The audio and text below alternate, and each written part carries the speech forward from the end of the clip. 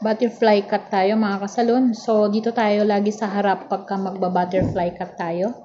Hatiin natin sa likod, papunta sa harap. Yan. So, gagawa tayo ng style. Depende po dun sa haba na gusto ng customer natin ha. Siyempre, kapag ang gusto niya ay dito sa nose line o di kaya sa lips o sa baba niya o di kaya sa chin, depende sa kanya. So, ang butterfly cut ay papunta sa harap.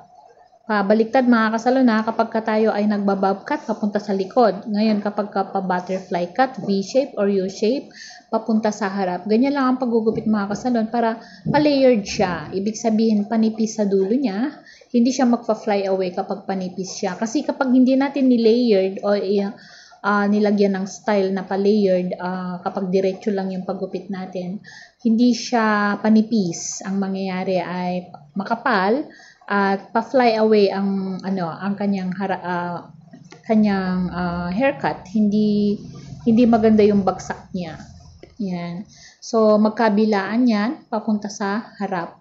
Side by side papunta sa harap. Yan. Ganyan lang mga kasalon kapag tayo ay nagba-butterfly cut or nag-i-slash. Maraming tawag mga kasalon. Hindi lang naman iisa yung tawag. Pero ang gumawa kasi ng tawag ay mga tao lang din.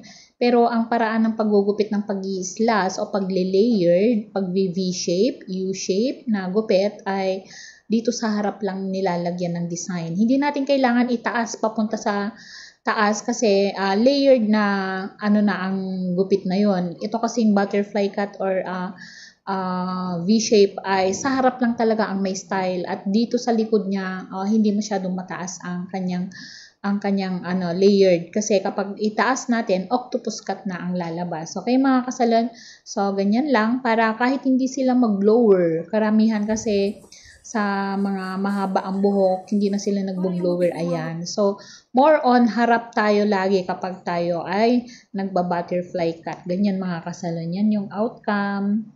Yan.